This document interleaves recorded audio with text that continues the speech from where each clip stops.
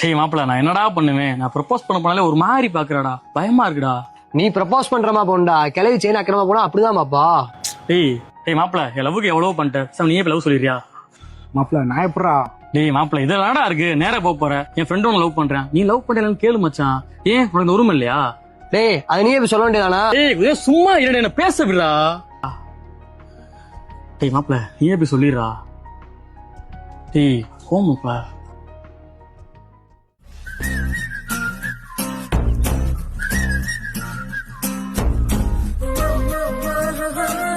இல்ல உன் மனசு நல்லா பெரிய உலகலைன்னு நினைப்பா. என் ஃப்ரெண்டு தான் உன் பின்னாடி 6 மாசமா சுத்துறான் தெரியும்ல, அவனை சுத்த விட்டுட்டே இருக்கா. இந்த அப்படி டேய் மாப்பிள்ள லெட்டர் வாங்கிட்டாடா, லவ் ஓகே ஆயிடுச்சுடா. இன்னைக்கு ரெண்டுல ஒரு பதில சொல்லிட்டு போ. பிடிச்சிருக்கு. பிடிச்சிருக்கா? இத சொல்றதுக்கு 6 மாசமா சுத்த விட்டியா? ஹலோ, நான் பிடிச்சிருக்குன்னு சொன்னது அவன இல்ல, உங்களை. எது? ஆமா, ஒரு பொண்ணோட கண்ணை பார்த்து கூட லவ் சொல்ல தெரியாது அவன் லவ் பண்றதுக்கு. உங்க லவ் பண்ணிட்டு போயிடலாம். உங்க முடிவை நீங்க சொல்லுங்க.